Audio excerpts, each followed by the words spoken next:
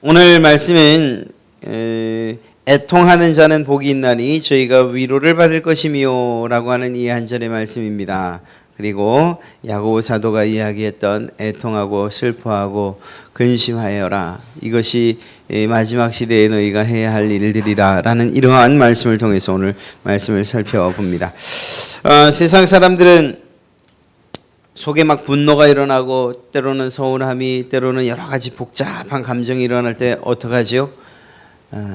아마 여러분들 가운데도 저도 물론이거니와 경험해 보신 바가 있을 겁니다. 아주 슬픈 영화든지 그런 것들을 보면서 눈물 한바탕 확 쏟고 나면 나도 모르게 그냥 속이 시원해지는 이러한 일들이 있습니다. 뭐 누군지 모르지만 하여간 누구라도 붙잡고 하소연을 하고 또다시 눈물을 한번 확 쏟아놓고 나면 그러면 마음이 또 뻥 뚫리는 것 같은 그러한 경험을 한두 번씩은 가지고 있습니다. 세상 사람들도 마음에 힘든 일들이 있거나 또 위로받고 싶을 때가 있고, 그럴 때에 이렇게 눈물을 쏟아내면 그 눈물과 함께 마음에 그 여러 가지 무거운 짐들이 쏟아져 내리는 것 같습니다. 물론 사람들의 그러한 위로 혹은 또 사람들의 눈물, 그 애통해함, 이것과 오늘 말씀에서 말하는 애통과는 근본적인 차이가 있죠. 가장 큰 차이는 그것입니다.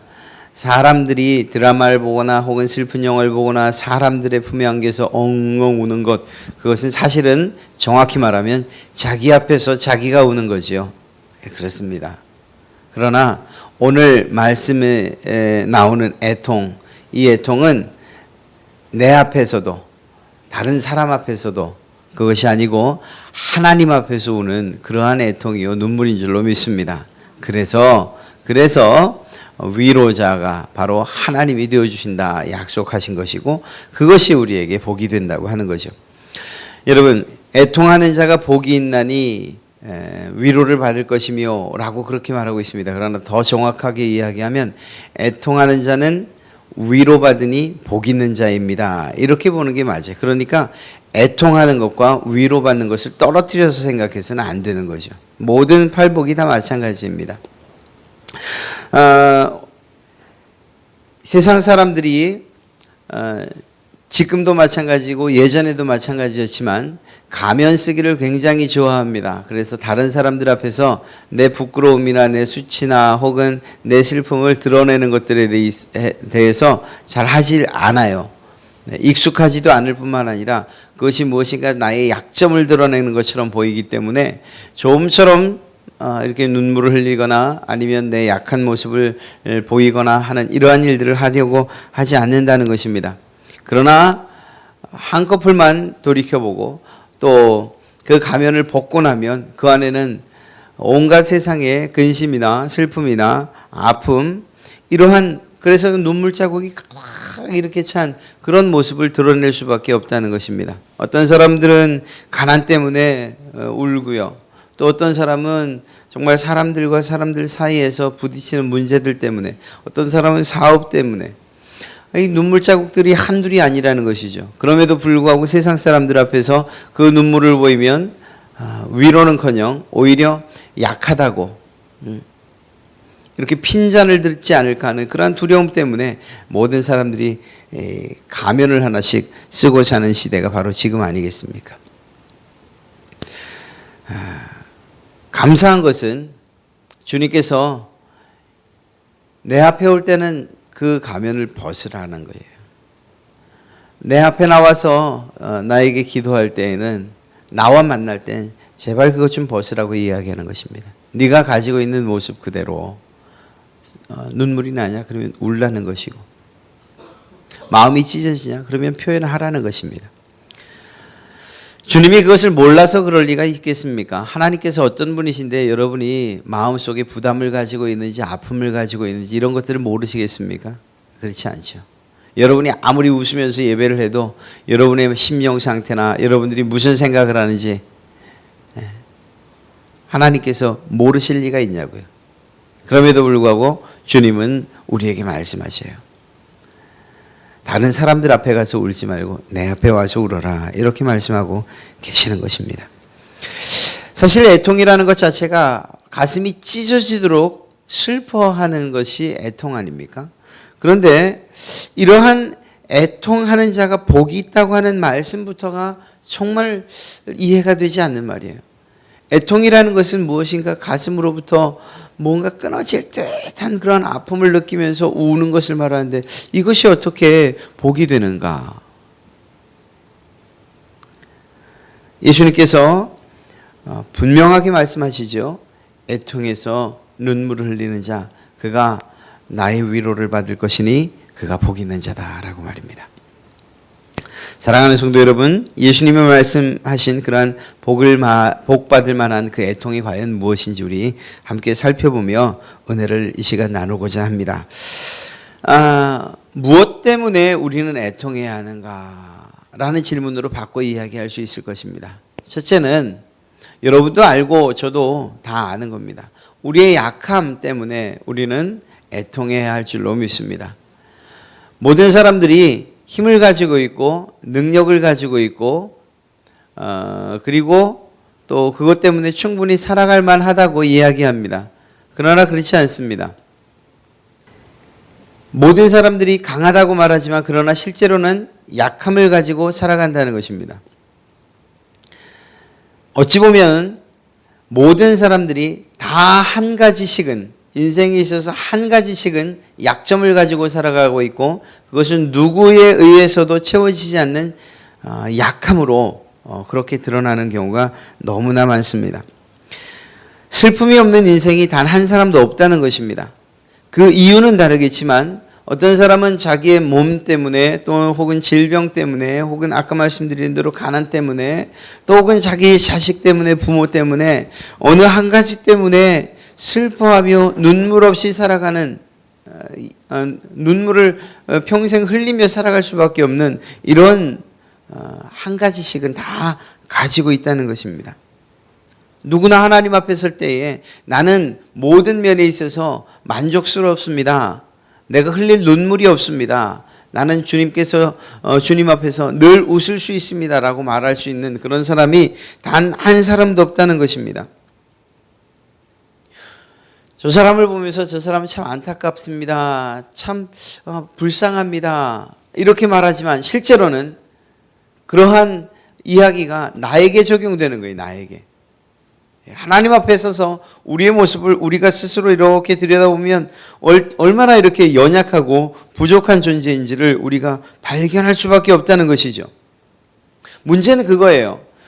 우리의 연약함을 발견하고 우리의 정말 부족함을 발견했을 때 우리가 어떤 태도를 취해야 되느냐 하는 것이죠. 이러한 연약함을 무엇으로 극복해 갈 수 있느냐 하는 거예요. 어떤 사람은 아까 말씀드린 것처럼 전혀 문제가 없는 것처럼 전혀 슬프지 않은 것처럼 전혀 약하지 않은 것처럼 자기를 치장하고 혹은 위장하죠. 흔히 말하는 요즘 스펙 이러한 것들로 말입니다. 많이 배우면 이 모든 것들로부터 벗어날 수 있을 것이라고 얘기해요. 그렇게 착각을 하는 거죠. 많이 벌면 이러한 안타까움, 이러한 연약함으로부터 벗어날 수 있다고 생각해요. 이것도 저것도 안 되면 그냥 명품으로 그냥 머리끝부터 발끝까지 치장하면 내가 연약함을 좀 숨길 수 있을 것이라고 그렇게 생각을 해요. 그러나 그렇지 않습니다. 우리가 가지고 있는 근본적인 연약함이 무엇으로부터 오는가? 바로 죄로부터 오기 때문에 우리는 이 문제를 우리 스스로 해결할 수가 없어요. 해결할 수 있다고 생각하는 것은 우리의 착각이에요. 이러한 고난과 이러한 애통해야 할 수많은 일들이 사실은 우리에게 있어서 걸림돌이나 우리 삶의 제약이 아니라 오히려 하나님 앞에서 복받는 그리고 또한 복으로 바뀌어지는 이러한 놀라운 계기가 되어질 줄로 믿습니다. 예를 들어볼까요? 한나라고 하는 여인이 있었습니다. 그가 어찌나 하나님 앞에 나와서 애통하고 눈물을 흘리는지요. 옆에 있던 제사장이 이야기할 정도예요. 무엇이라고 해요? 야, 술 먹었으면 집에 가서 정말 술 깨고 나서 나오지 그 술 취해가지고 성전 와서 기도하냐 이렇게 얘기할 정도였어요. 한나가 술 취했었습니까? 아니에요. 그의 애통함이 이 가슴 속으로부터 그냥 너무 올라오다 보니까, 그리고 간절하게 하나님을 향해서 부르짖어 기도하다 보니까 그의 눈물이 범벅이 되고, 그리고 얼굴은 벌게져 있었던 거예요. 술 취한 건지 기도하는 건지 애통하는 건지 그것도 구분하지 못할 정도로 그는 하나님 앞에 무릎을 꿇고 울었다는 것입니다. 그 눈물의 결과가 무엇이었죠? 그 애통함의 결과가 무엇이었죠? 하나님이 위로하시잖아요. 그 위로의 선물이 무엇이었습니까? 사무엘 아닙니까? 사랑하는 성도 여러분, 이러한 일들은 한나 혹은 다른 사람들에게, 그들에게만 있는 것이 아니에요. 사도 바울에게만 있는 것이 아니에요. 사도 바울도 이야기하죠. 수없이 많은 고통을 당하고 또 그가 비록 남자였지만 수없이 우는 일들이 있었을 거예요. 그러나 그것을 통해서 그는 무엇이라고 말합니까? 내가 약할 때 그때가 바로 나의 가장 강할 때입니다. 이렇게 얘기하잖아요. 이유가 무엇일까요? 내가 약함으로 할 때에 결국 우리는 누구의 위로를 소원하게 되는 것입니까? 하나님의 위로를 소망하게 되는 것이고, 하나님께서 우리를 돌아보시기만 하면 우리에게 그 약함이 강함이 되어지는 이유가 되어지는 것 아닙니까? 그러니 사도 바울의 그 고백이 또한 우리가 세상을 살아가는 데 있어서 해답이 되어질 줄로 믿습니다. 그렇습니다. 하나님 앞에서 애통하여 눈물 흘리는 그 눈물을, 사람들이 닦아줄 수 없는 그 눈물을 하나님이 닦아주시겠다고 오늘 약속하고 있는 것입니다. 말할 수 없는 슬픔 가운데 빠졌을 때에 실패와 절망 속에서 삶을 포기하다가 그 자리에서 예수님을 만난 사람들이 얼마나 많습니까? 질병이라고 하는 고통 가운데에서 정말 이 세상이 끝이라고 그렇게 말하는 그러한 상황 가운데에서 자기 앞에 서 계신 예수님의 손을 붙잡았던 사람들이 얼마나 많습니까? 비록 그들의 삶이 얼마 지나지 않아 끝났을지는 모르지만, 그러나 이 세상이 주지 못하는 위로를 그들은 받고 하나님 앞으로, 그리고 또한 정말 이 세상에서의 삶을 마친 이후에 하나님 앞에서 영원한 위로를 받고 있는 줄로 믿습니다. 사랑하는 성도 여러분, 세상 사람들이 그렇게 노래를 해요. 물론 그 노래를 했던 그 가수는 그 마음속에 자기를 위로하리가 예수 그리스도밖에 없다는 그러한 마음을 가지고 불렀어요. 한동안 뭐 리메이크 곡도 해서 막 너무나도 잘 알려져 있었던, 그 애들도 다 아는, 내가 만약 외로울 때면 누가 나를 위로해 줄까? 사실 이것이 이 시대의 모든 사람들의 마음을 대변하는 것 아니겠습니까? 정말 세상의 치열한 전투 가운데, 삶의 전투 가운데서 이렇게 치이고 저렇게 치이고, 내가 가진 것이 없어서 짓밟히고, 내가 가진 능력이 없어서 저리 차이고, 그래서 정말 내가 이 세상을 살아갈 만한 존재인가, 이러한 상황 가운데 있을 때 내가 이렇게 약한 몸을 가지고 살아갈 수 있을까, 내 질병은 언제쯤 나을 수 있을까, 이런 고민과 또 그것이 눈물이 되어 쏟아지는 그 사람들에게, 그래서 세상을 바라보며 친구를 향해 누가 나를 위로해 줄래? 네가 나를 위로해 줄래? 그런 우리들 앞에 주님께서 내가 너를 위로해 주마, 이렇게 나오시는 것입니다. 여러분, 하나님 앞에서 우리가 과연 강하면 얼마나 강하고 가지면 얼마나 많이 가졌고, 하나님 앞에서 과연 우리가 자랑하면 얼마나 자랑할 것이 있겠습니까? 하나님 앞에 나올 때 우리 인생의 연약함을 발견하고, 그리고 하나님 앞에서 애통하는 그에게 주님께서 반드시 주님의 강함으로 위로해 주실 줄로 믿습니다. 그것이 복이라는 것입니다. 그것이 눈물을 쏟는 게 복이라는 것이 아니고, 눈물을 쏟다 보니 하나님의 위로가 우리 가운데 임하는 것, 이것이 복이라는 것입니다. 여러분, 수없이 많은 것들을 누리고 가진 사람들의 마음이 정말 그 돈으로 인해서 충분히 위로받고, 그리고 또 그 뻥 뚫린 것 같은 그러한 마음의 구멍이 채워진다면 얼마나 좋겠습니까? 그런데 그렇지 못해요. 몸이 건강한 사람들이 세상의 모든 어려움으로부터 그리고 또한 문제들로부터 충분히 그 건강 위로해 준다면 얼마나 좋겠습니까? 그런데 그러질 못해요. 이유가 무엇인지 아십니까? 세상의 것들로는 우리가 위로받을 수 없는 이유가 있어요, 분명히요. 왜냐하면 그것들이 나를 위로하겠다고 하는 그것들이 바로 너무나 일시적이고 한시적이기 때문에 그래요. 예를 들어 돈이 우리를 위로해 줍니까? 그런데 어느 날 갑자기 욥과 같은 일이 우리에게도 일어날 수 있어요.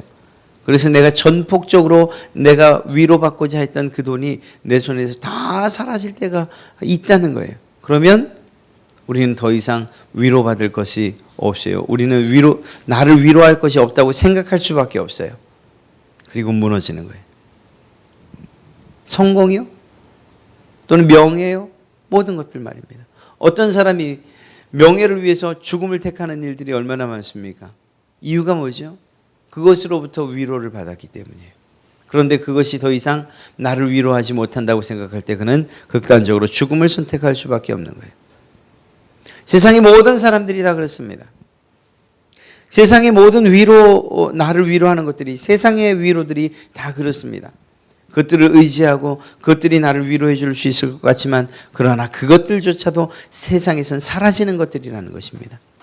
그것이 사라지는 순간 우리는 그것으로부터 받던 위로받던 그 우리의 마음의 구멍은 더 한없이 넓어지는 것이고 더 커지고 우리는 절망할 수밖에 없는 것입니다. 여러분, 오직 주님만이 여러분을 위로하실 줄로 믿습니다. 하나님 앞에서 기도하시다가 만약에 눈물이 흐르시면 그러면 우세요. 하나님의 말씀을 듣다가 혹은 찬송을 하다가 정말 기도하다가 여러분의 마음이 애통해지고 그리고 눈물이 난다면 그것처럼 은혜로운 일이 없을 줄로 믿습니다. 하나님의 말씀 앞에서도 눈물이 말라버린 세대, 이것처럼 정말 복되지 못한 그러한 세대가 어디 있겠습니까? 이건 결코 부끄러운 일도 아닙니다. 오히려 그 순간 주님께서 여러분에게 베푸시는 은혜, 위로의 은혜가 임하는 바로 그 순간이 되어지는 줄로 믿습니다. 애통하는 인생이 복된 인생으로 바꿔지는 바로 그러한 순간이라는 것입니다. 여러분, 저희가 위로를 받을 것이오라고 말했는데 이 위로라는 말이 무엇입니까? 그 말은 곁으로 그리고 부르다라는 이 두 말이 합해진 그러한 단어예요.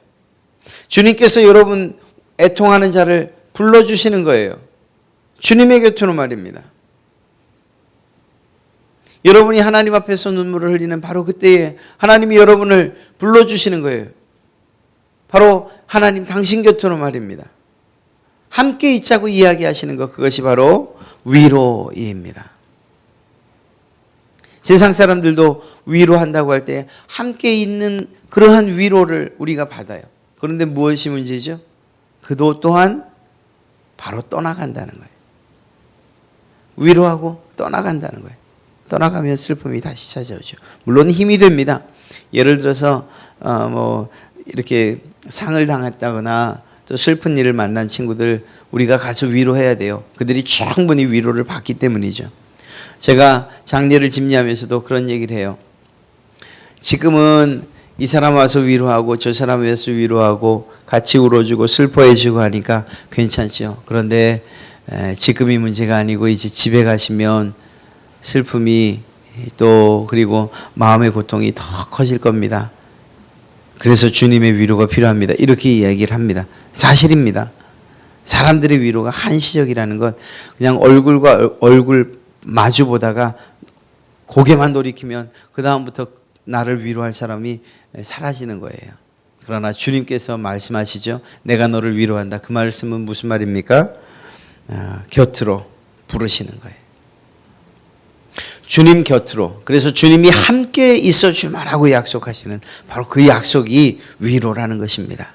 애통하는 자, 마음에 정말 세상에 살아가는 데 있어서 내 연약함 때문에, 내 부족함 때문에, 정말 모자란 것 때문에 주님 앞에서 눈물 흘리는 그 사람과 주님이 함께 해주시겠다고 약속하는 이러한 은혜, 이것이 복이 아니고 무엇이겠습니까? 사랑하는 성도 여러분, 이미 말씀드린 것처럼 우리의 애통은 무엇으로부터 기인한 것입니까? 우리의 연약함과 우리의 부족함, 그리고 이것들은 무엇으로부터 시작된 것이죠? 우리의 죄로부터 시작된 거예요. 그러니 우리의 죄악을 발견하고 내가 하나님 앞에서 회개할 것들을 찾아 그 하나님 앞에서 눈물을 흘린다. 이것처럼 복된 일이 또 하나 없을 줄로 믿습니다. 인간은 자신의 죄를 숨겨두고 싶어 합니다. 하나님 앞에서조차도 나는 죄 없다고 말하기를 기뻐합니다. 아니, 그것들을 즐거워합니다. 그러나 그것은 거짓이에요. 어제도 말씀드렸던 다윗이 하나님 앞에서 자기를 숨기지 않았어요. 자기의 죄가 지적될 때 그는 그때부터 애곡하고 통곡하고 애통해하기 시작합니다. 무엇 때문에? 자기의 죄 때문에, 연약함 때문에. 그의 눈물은 계속되어 갑니다. 밧세바를 통해서 첫 번째 아들을 낳았죠. 그러나 낳은 것이 애통의 시작이었어요. 죽을 만큼 아팠지 않습니까? 아이가. 하나님 저 아이 좀 살려주십시오. 그의 눈에서 눈물이 마를 날이 없었어요. 여러분, 자기의 죄 때문에 애통해 할 수 있는 이 그가 가장 큰 복된 자인 줄로 믿습니다. 여러분 스스로를 돌이켜 보실 때 다른 사람 상관없어요. 나를 돌이켜 볼 때 하나님, 내가 이런 죄인인데 주님, 이 문제를 어떻게 해결합니까? 이 문제를 위해서 주님이 오셨군요. 주님이 고통당하셨군요. 우리의 죄 때문에, 나의 죄 때문에 슬퍼 울 수 있다면 그 죄 때문에 애통하는 그 눈물이야말로 주님께서 가장 기뻐하시는 눈물인 줄로 믿습니다. 오늘 함께 읽은 말씀, 슬퍼하며 애통하며 울지어다 너희 웃음을 애통으로 너희 즐거움을 근심으로. 야고보 사도는 아주 직접적으로 이 시대에 우리가 해야 할 일들에 대해서 이야기하고 있습니다. 슬퍼하고 애통해하고 눈물 흘리고 오히려 근심하는 일들. 이것이 이 시대에 바로 죄 지은 사람들이 자기의 죄 때문에 하나님 앞에서 해야 할 행동들이라는 거예요. 하나님 앞에서 오히려 고개를 뻣뻣이 드는 것이야말로 얼마나 교만스러운 일인지요. 우리 자신의 죄악을 발견하고 애통하는 그 사람들, 그들에게 주님의 용서와 그리고 위로가 임하는 줄로 믿습니다. 하나님의 용서하심, 하나님의 위로하심이 우리 가운데 있다고 하면 이것만큼 큰 복이 없는 것이죠. 이러한 깊은 탄식을 하는 그러한 사람들에게 주님은 말씀하십니다. 사도 바울의 입을 통해서 말씀하시는 것이요. 로마서 8장 33절부터 34절, 누가 능히 하나님의 택하신 자들을 송사하리요? 의롭다 하신 이는 하나님이시니 누가 정죄하리요? 죽으실 뿐 아니라 다시 살아나신 이는 그리스도 예수시니 그는 하나님 우편에 계신 자요 우리를 위하여 간구하시는 자니라. 이렇게 우리를 위로해 주시겠다고 약속하신 것입니다. 하나님께서, 주님께서 우리를 이렇듯 위로하신다면 우리가 걱정할 일이 무엇이 있겠습니까? 그러니 주님 앞에 나올 때에 애통한 마음으로 나오는 것, 이것이야말로 하나님의 위로와 또한 그분의 은혜를 받는 가장 빠른 길인 줄로 믿습니다. 사랑하는 성도 여러분, 한 가지 더 말씀드리죠. 여러분의 연약함, 여러분의 죄성 때문에, 죄 때문에 슬피 우십니까? 이제는 그 눈물을 다른 일을 위해서도 흘려야 할 때입니다. 주님께서 무너져버릴 예루살렘 성을 바라보며 우셨습니다. 무덤 가운데 갇혀있는, 죽어 정말 다시 소망이 없다고 하는 그 나사로의 무덤 앞에서 그분이 우셨어요.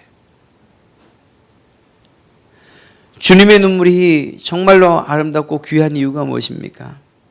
자기 자신을 위해서 우신 것이 아니고 다른 사람을 위해서 운 것 아닙니까? 죽음과 절망 가운데 있는 나사로를 위해서 말입니다. 이제 시간이 얼마 지나지 않아 무너져 버릴 예루살렘 성을, 그 모습을 생각하며 우신 것 아닙니까? 사랑하는 성도 여러분, 이러한 애통의 눈물이 우리에게도 있어야 됩니다. 여러분 자신을 위해서 흘리는 눈물, 그것도 고귀합니다. 그것도 충분히 우리를 주님께서 그러한 눈물을 흘리는 여러분을 위로하실 것입니다. 그러나 여러분의 눈물이 좀 더 가치 있는 눈물이 되기 위해서는 나뿐만이 아니라 다른 이들을 위해서 우는 그러한 애통의 눈물이어야 할 줄로 믿습니다. 작게는 여러분의 가정, 또 조금 넓게는 여러분의 직장 동료들, 이웃들 위해서 정말 그들의 연약함이, 그들의 죄가 여러분의 눈물이 되어서 흐를 때에 하나님의 긍휼이 여러분에게뿐만 아니라 그들에게도 임하게 될 줄로 믿습니다. 여러분, 예수 그리스도 주님의 목적이 무엇입니까? 가장 기뻐하시는 일이 무엇일까요? 잃어버린 양을 찾는 것, 잃어버린 영혼을 찾는 것 아니겠습니까? 이러한 주님의 마음을 아는 우리들이 그 마음을 가지고 슬피 울 수만 있다면, 그렇다면 이것처럼 하나님께서 기뻐하실 눈물이 없는 줄로 믿습니다. 여러분, 우리는 예수님의 뒤를 따르기로 작정한, 예수님의 제자로 살아가기로 작정한 그런 사람들입니다. 주님께서 어떤 한 영혼을 위하여서 슬피 울고 또 그들의 영혼의 구원을 위하여서 애쓰셨던 그러한 모습들을 생각한다면 우리 또한 그렇게 뒤따라가야 할 사람들 아니겠습니까? 모세도 울었어요. 자기의 민족을 위해서 말입니다.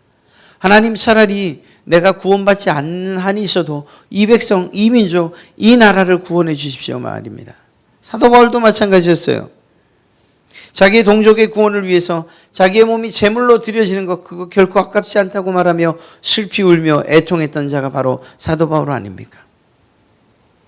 이 위대한 믿음의 선진들의 공통점이 무엇이에요? 자기 자신을 위해서 우는 일들도 있었지만 그보다 나라와 민족을 위해서, 그리고 자기의 백성들과 동포들을 위해서, 다른 사람들을 위해서 흘리는 눈물이 있었던 것 아닙니까? 여러분, 그렇습니다. 여러분이 누군가를 사랑하고 또 그 누군가를 정말 아끼는 마음이 있다면 그분들을 위해서 여러분이 울어주셔야 합니다. 대신 우십시오. 하나님께서 여러분의 눈물을 기쁘게 받으실 줄로 믿습니다. 이 세상 가운데서 우리의 얼굴에 쓰여져 있는 가면을 벗고 주님 앞에 나옵시다. 여러분의 연약함과 우리의 부족함과 우리의 무능력함 때문에 하나님 앞에서 통곡하시는 여러분 되시기 바랍니다. 무엇보다 우리의 이 해결할 수 없는 죄의 문제를 가지고 주님 앞에 나와서 애통하시는 여러분 되시기를 간절히 축원합니다. 나뿐만이 아니라 우리의 이웃들이나 정말 주님께서 바라보시며 울었던 그러한 긍휼한 마음을 가지고서 이 민족과 이 나라를 바라보며, 그리고 우리의 동포를 바라보며, 여러분의 이웃을 바라보며, 여러분의 믿지 않는 친지들을 바라보며 애통해하며 우는 그 눈물이 여러분의 눈에 있기를 간절히 축원합니다. 그때에 주님께서 여러분을 곁으로 부르시고, 아니 주님께서 직접 다가와 여러분의 눈에서 친히 눈물을 닦으실 줄로 믿습니다. 주님께서 여러분을 안다고 하는 것 하나만으로도 우리는 충분히 위로받을 텐데, 여러분을 안고 여러분의 눈에서 눈물을 친히 닦아주신다니 그것 이상으로 위로받을 일이 어디 있겠습니까? 사랑하는 성도 여러분, 주님 앞에서 우십시오. 그것이 여러분에게 큰 복이 될 줄로 믿습니다. 주님 앞에서 애통하십시오. 가슴이 끊어지는 듯한 마음으로 주님 앞에 부르짖으십시오. 그것이 여러분에게 큰 복이요 하나님의 위로를 받는 유일한 일이 될 것입니다. 다른 무엇이 복입니까? 아니에요. 주님께서 여러분을 위로하신다면 그것만큼 큰 복이 되는 다른 어떤 복이 없는 줄로 믿습니다. 이 시간 우리 함께 마음을 앞에 기도하실 때에도 마찬가지예요. 말씀드린 것처럼 우리의 연약함과 부족함을 위해서, 우리의 죄를 위해서, 또 여러분들뿐만 아니라 다른 이들을 위해서, 이 나라와 이 민족을 위해서 우리가 애통하며 울 때에 하나님의 위로가 오늘도 여러분 가운데 가득 찰 줄로 믿습니다.